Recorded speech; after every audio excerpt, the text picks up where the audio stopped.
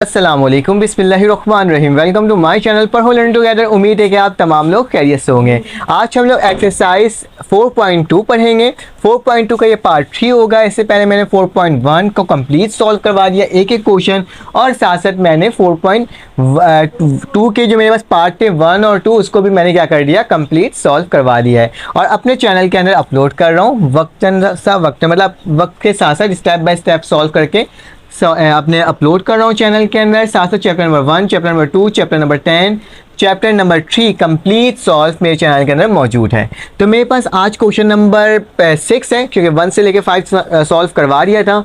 तो 6 के अंदर क्या लिखा हुआ है, 3 पार्ट हैं, A, B, C, और तीनों पार्ट एक जैसे हैं। जैसे कि क्या लिखा हुआ है, विच टर्म द सीक्वेंस, हमें सीक्वेंस दी हुई है, अर्थमेटिक प्रोपोगेशन दिया हुआ है। इस चीज़ को याद रखना क्योंकि हम लोग 4.2 में अर्थमेटिक प्रोपोगेशन पढ़ रहे हैं।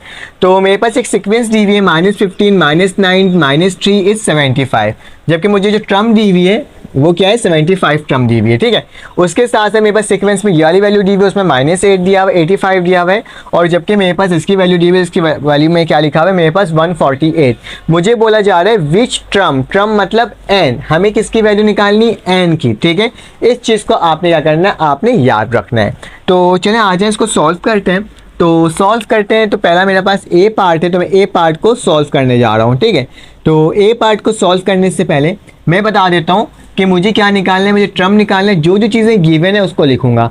याद रखना, जब भी अरिथमेटिक मीन को यूज़ कर रहे हो, प्रोपोगेशन को यूज़ कर रहे हो, तो पहला जो टर्म होता है वो मेरा फर्स्ट टर्म होता है किसी भी सीरीज़ का, किसी भी सीक्वेंस का। तो मैं क्या लिखूंगा कि मेरे पास जो ए है, ए को फर्स्ट टर्म से डोनेट करते हैं, और ए मेरे पास किसके बराबर है, -15 के। तो मैंने आपके सामने इसको लिख के दिखा दिया, -15। ए के बाद हमें मालूम करना होता है डी, डी मतलब डिफरेंस मालूम करना होता है। और अल्टीमेटिक मीन के जो डिफरेंस होता है दो टर्म का, वो सेम ही होता है, अलग अलग नहीं आना चाहिए।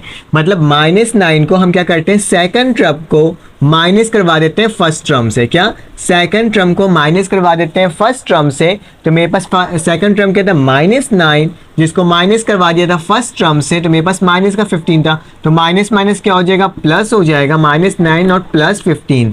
तो मेरे पास क्या आ जाएगा इसकी वैल्यू, 15 में से 9 गया तो मेरे पास 6 बचा। कितना बचा, 6, क्योंकि 9 है ना, 10, 11, 12, 13, 14, 15, बिल्कुल सही। तो मेरे पास पॉजिटिव का 6 बच गया।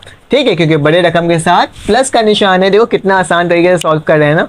इससे पहले मैं आपको एक और बात बता देता हूँ कि अगर आपको मेरे व्हाट्सएप ग्रुप में ऐड होना है, किसमें, व्हाट्सएप ग्रुप में, तो मेरे पास 2 व्हाट्सएप ग्रुप है। एक मेरे पास पब्लिक है, एक मेरे पास प्राइवेट है। ठीक है, और अगर आपको नोट्स भी चाहिए मैथमेटिक्स की, तो वो भी मैं आपको बता दूंगा कैसे आप ले सकते हो। तो मेरे पास पब्लिक ग्रुप में क्या होता है, लिंक आपको मैं प्रोवाइड करता हूँ। क्या प्रोवाइड करता हूँ, लिंक प्रोवाइड करता हूँ। लिंक क्या चीज़ होती है, ये यूट्यूब की लिंक्स होती हैं। ठीक है, ये फ्री ऑफ कॉस्ट होता है और ये ओनली फॉर एडमिन होता है। इसमें सिर्फ और सिर्फ एडमिन ही लिंक प्रोवाइड कर रहा होता है। और ये प्राइवेट ग्रुप है। प्राइवेट ग्रुप के बहुत सारे बेनिफिट हैं। एक तो ये गर्ल्स और बॉयज़ सेपरेट है, साथ साथ इसके अंदर मुझे मिलता है और आपको मिलता है क्या, MCQs paper, gas paper, target paper.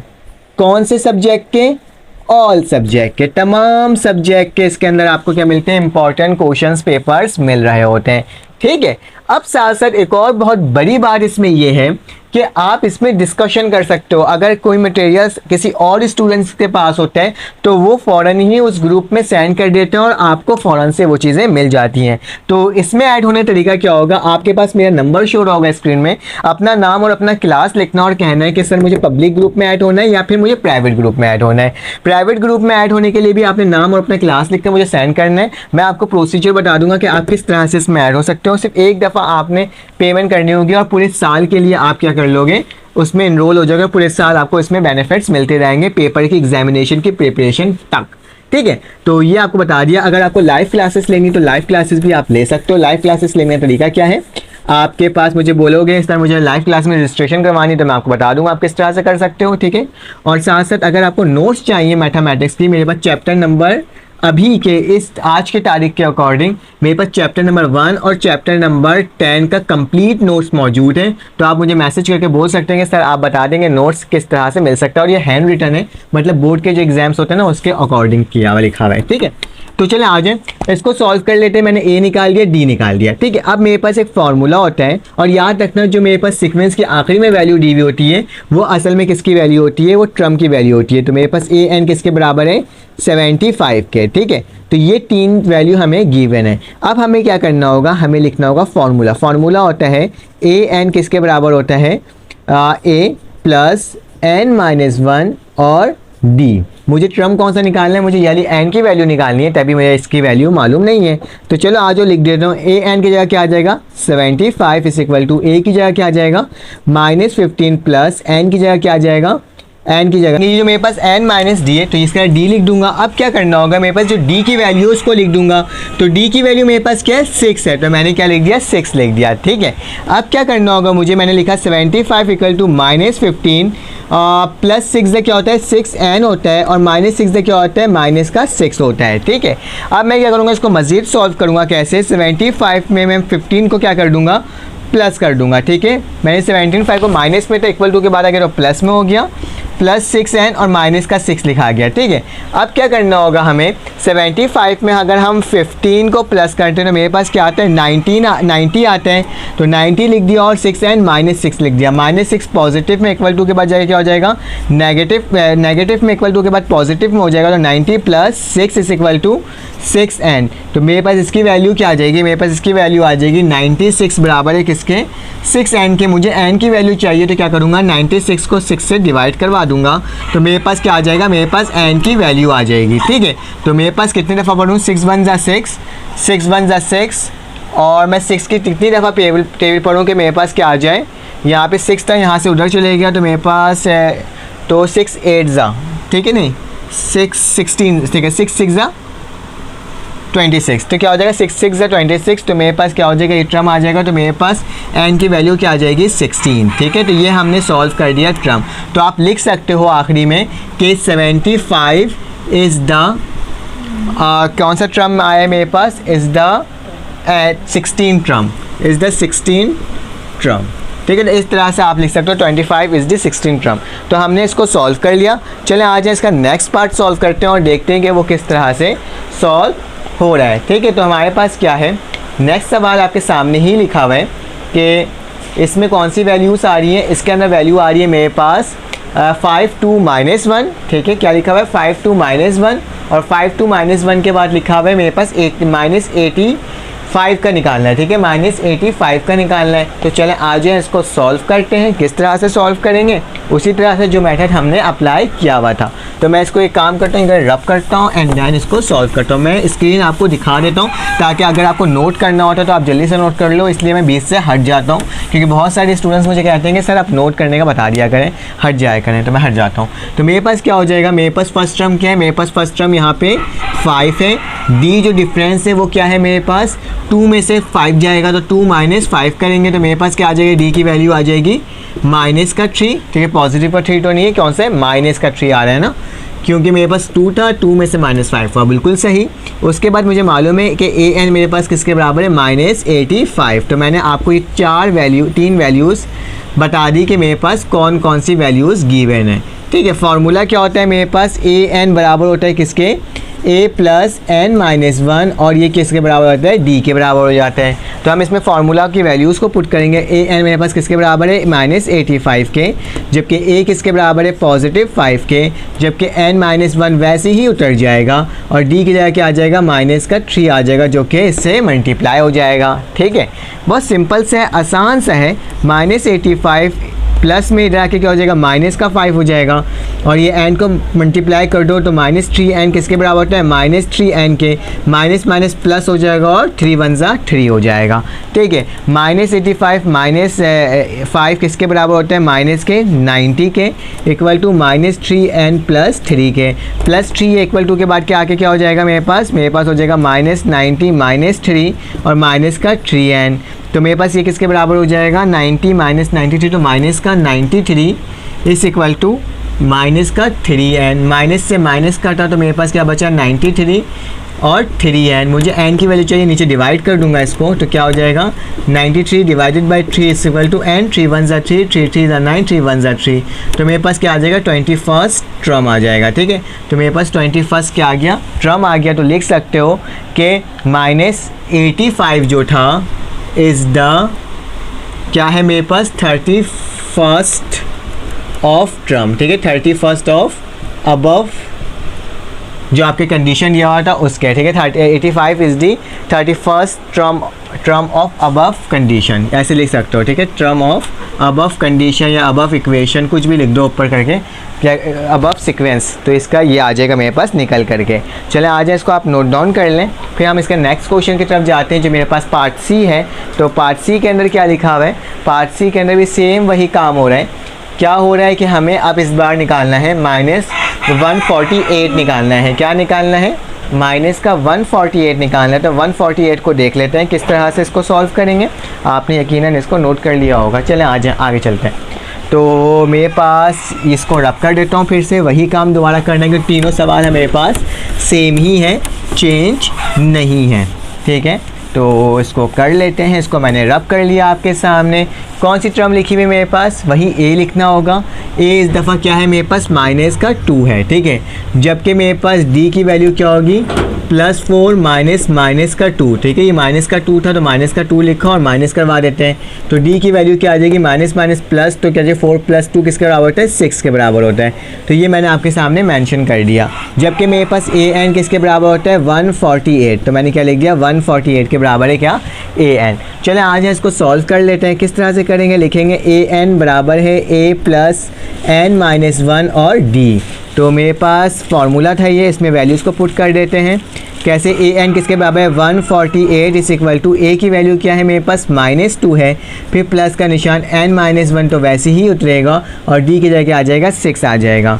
तो 148 is equal to -2 plus 6n ज़ा 6n -6n ज़ा -6। ठीक है, आ जाओ 148 माइनस में इधर आके क्या हो जाएगा प्लस हो जाएगा इस इक्वल टू 6n -6। चलो आ जाओ, इसके किसके बराबर हो जाएगा 148 + 2 मेरे पास होता है 150 इस इक्वल टू 6n -6। क्या करेंगे, आप इसको इधर ले आएंगे तो मेरे पास क्या हो जाएगा माइनस में प्लस हो जाएगा, तो 150 प्लस किसके बराबर हो जाएगा 6।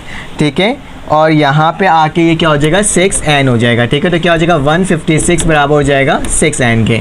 अब क्या करना होगा हमें, अब हमें सिंपली इस n 6 को नीचे ले जाएंगे तो 156 divided by 6 is equal to n। अब क्या करना होगा, आपको इसको 156 को डिवाइड कर देना होगा किससे 6 से करना होगा। तो मेरे पास क्या आ जाएगा 26 वैल्यू आ जाएगी। तो n की टर्म क्या आ गई मेरे पास 26 टर्म। ठीक है, तो हमने क्या कर लिया, इसको पूरे सवाल को तीनों पार्ट को एक एक करके सॉल्व कर लिया। चलें आ जाए इसका नेक्स्ट क्वेश्चन देखते हैं और देखते हैं वो किस तरह से सॉल्व होगा। नंबर 7 आ गया, इसमें क्या लिखा है फाइंड द एन टर्म। हमें वही फार्मूला वाली टर्म बनानी है इसको। ऑफ द सीक्वेंस, हमें सीक्वेंस दिया हुआ है 6 11 7 और 16 7 और मेरे पास क्या लिखा हुआ है 2 लिखा हुआ है। ठीक है, तो ये टर्म हमारे पास दिया हुआ है। तो सबसे पहले एन टर्म निकालने की क्या लिखते हैं, सोल्यूशन लिखते हैं और मेरे पास जो कंडीशन लिखी हुई उसको लिख देता हूँ 6/7 का होल स्क्वायर, 11/7 का होल स्क्वायर, 16/7 का होल स्क्वायर।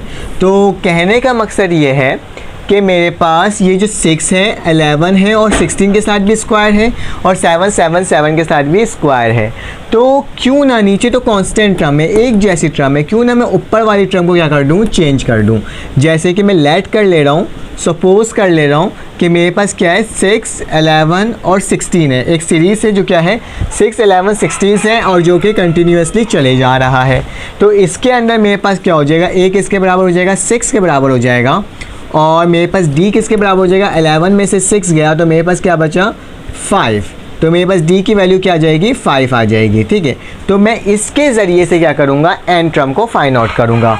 कैसे, अभी देख लेते हैं। मेरे पास क्या है d बराबर है 5 के और a बराबर है 6 के। तो मेरे पास फार्मूला क्या होता है, ए एन बराबर होता है किसके, ए एन बराबर होता है मेरे पास, ए एन लिखो या किसी भी कंडीशन में लिख सकते हो। ठीक है, मैं ए एन से थोड़ा तशबीह दे रहा हूँ। तो मैंने ए एन लिखा a + n - 1 और d। चलो आज इसकी वैल्यू लिख देते हैं। ए एन वैसे ही लिखा, ए की वैल्यू क्या है मेरे पास 6 प्लस n माइनस वन की वैल्यू n माइनस वन ही होगा और d की जगह क्या आ जाएगा 5 आ जाएगा। तो ए एन किसके बराबर हो जाएगा 6 प्लस 5 एन ज़ा 5n और माइनस प्लस माइनस का 5 हो जाएगा। फिर ए एन मेरे पास किसके बराबर हो जाएगा 5 में से 6 गया है, 6 में से 5 गया तो मेरे पास 1 बचा प्लस 5n। तो मुझे ये टर्म तो समझ में आ गई कि जो ऊपर वाली जो टर्म है हमारे पास उसकी जगह मैं क्या लिख सकता हूँ 1 प्लस 5n। तो अब हम क्या निकालने जा रहे हैं nth टर्म निकालने जा रहे हैं। तो nth टर्म निकालने के लिए मैं क्या करूँगा कि मुझे ऊपर वाली टर्म के बारे में पता चल गया मेरे पास किसके बराबर है 1 प्लस 5n। तो क्या लिखूँगा 1 प्लस 5n लिख दूंगा, ठीक है। लेकिन मुझे एक और चीज़ पता चल गया है कि इसके ऊपर तो स्क्वायर लगा हुआ था तो मैं क्या लगा दूंगा स्क्वायर लगा दूंगा। और नीचे क्या है तमाम टर्म कांस्टेंट टर्म थी तो मैं क्या लगा दूंगा कांस्टेंट टर्म की जगह 7 लिख दूंगा। तो ये मेरा क्या हो जाएगा आंसर हो जाएगा। आप यहाँ पे an लिख सकते हो या फिर tn लिख सकते हो, आप पर डिपेंड करता है। तो ये मैंने क्या कर दिया आपको आंसर लेकर आके दिखा दिया। अरेंज करके भी लिख सकते हैं कि an किसके बराबर है 5n प्लस 1 जैसे लिखते हैं हम लोग और 7 और इसका क्या हो जाएगा होल स्क्वायर। 5 यहाँ ले जाओ 1 को वहाँ ले जाओ, बात एक ही है। चलें आ जाए इसका नेक्स्ट क्वेश्चन करते हैं, क्वेश्चन नंबर 7। अब मेरे पास क्वेश्चन नंबर 8 आ गया है। इसके अंदर क्या लिखा हुआ है if A B C are the L M N N term of an arithmetic propagation show that. लिखा हुआ आ रहा है कि ए जो है वो एल है, बी जो है वो एम है एंड सी जो है वो एन टर्म है और वो किसका अर्थमेटिक प्रोपोगेशन का। तो बोला जा रहा है इसको सॉल्व करके बता दो कि इसकी वैल्यू 0 आ रही है कि नहीं आ रही है, मतलब प्रूफ करना है एक तरह से। तो आप लोग क्या लिखोगे टू प्रूफ। आप क्या करने जा रहे हो प्रूफ करने जा रहे हो। क्या लिखोगे टू प्रूफ। क्या चीज़ प्रूफ करने जा रहे हो कि A M minus N plus B L N minus L plus C किसके बराबर है एल माइनस एम किसके बराबर है 0 के, ठीक है। तो हम क्या करते हैं पहले इसको हम सॉल्व कर लेते हैं। लेट सपोज कर लेते हैं कि मेरे पास जो a है वो किसके बराबर है l, ठीक है, जबकि मेरे पास जो b है वो किसके बराबर है m, जबकि मेरे पास जो c है वो किसके बराबर है n। तो इसकी वैल्यू जहाँ a b c है वहाँ पुट कर दो। चलो देख लेते हैं करके पुट क्या आ रहा है मेरे पास आंसर। a की जगह क्या आ गया l n माइनस m, ठीक है, m माइनस n है, ठीक है। तो क्या लिखूँगा m माइनस n, ठीक है, ये m है। उसके बाद क्या लिखा हुआ है मेरे पास प्लस का निशान b की जगह क्या आ जाएगा m आ जाएगा तो मैं m लिख दूंगा और n माइनस l हो जाएगा और प्लस का निशान c की जगह क्या आ जाएगा मेरे पास n आ जाएगा और l माइनस m आ जाएगा, ठीक है। चलो इसको सॉल्व कर लेते हैं। l m ज़ा l m minus l n ज़ा n l, ठीक है, प्लस m n ज़ा m n plus minus minus m l ज़ा m l plus n l ज़ा n l और plus minus minus N M ज़ा N M, ठीक है, कुछ भी लिख दो आगे पीछे करके लिख सकते हो इसे। तो चलो देख लो मेरे पास चीज़ें कट रही है। देखो प्लस का एल एम प्लस का एम एल, क्योंकि दोनों मल्टीप्लाई हो रहा है, दोनों सेम ही वेरिएबल है तो मेरे पास क्या हो जाएगा कैंसिल हो जाएगा। माइनस का एन एल माइनस का प्लस का एन एल प्लस का एम एन माइनस का एम एन, तो किसके बराबर ये 0 के। तो क्या लिख दोगे हैंस प्रूफ। मैंने इसको क्या करा 0 के बराबर लेकर के आ गया। सिंपल सा था, आसान सा था और हमने इस टर्म को भी सॉल्व कर लिया। अब चलो इसका सेकंड पार्ट कर लेते हैं सॉल्व। तो वही करोगे प्रूफ करोगे और वही काम इसमें लिखोगे। तो सेकंड पार्ट मेरे पास क्या लिखा हुआ है, सेकंड पार्ट में लिखा हुआ है कि पहले तो कंडीशन लिख देता हूँ एल बराबर है बी माइनस सी, ठीक है।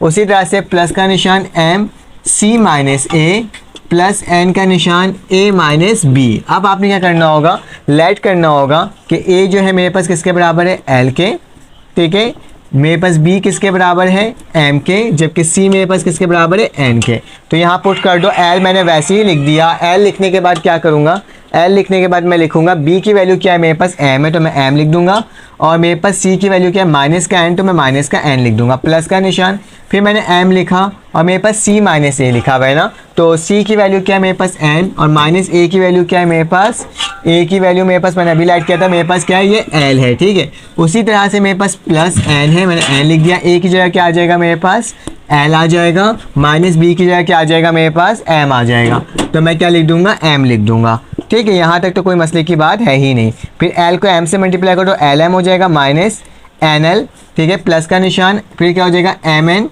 और फिर क्या हो जाएगा एम एल से मल्टीप्लाई होगा तो क्या हो जाएगा माइनस का एल एम, ठीक है। उसके बाद क्या हो जाएगा प्लस का निशान एन एल ज़ा N L plus minus minus फिर क्या हो जाएगा एम एन। तो ये मैंने आपको करके दिखा दिया। अब क्या करना होगा, ये वाली टर्म कट गई, एन एल कट गया, एम एन कट गया, तो मेरे पास क्या बचा 0 बचा और देखो मेरे पास ये भी क्या हो गया प्रूफ हो गया और इसका मतलब क्या हो गया, मैंने ये वाले सवाल को भी सॉल्व कर लिया। चलो आज इसका नेक्स्ट क्वेश्चन करते हैं। अब हमारे पास क्वेश्चन नंबर 9 आ गया। तो 9 भी बहुत आसान सा क्वेश्चन है, इसको भी हमें प्रूफ करना है, शो डेट करना है कि b बराबर है किसके, 2ac और a प्लस सी की, जबकि मुझे कंडीशन दी हुई है 1/a, 1/b, 1/c के। तो आप लोग क्या करोगे, हम क्या करने जा रहे हैं, प्रूफ करने जा रहे हैं। तो क्या लिखूंगा, टू प्रूफ।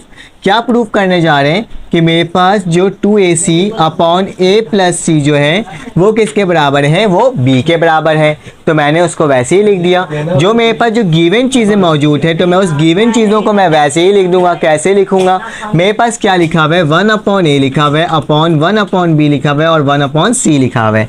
तो मुझे मालूम है कि मुझे अगर इसका डिफरेंस निकालना है, क्योंकि डिफरेंस निकालते हुए हम लोग इसको निकाल सकते हैं, ठीक है।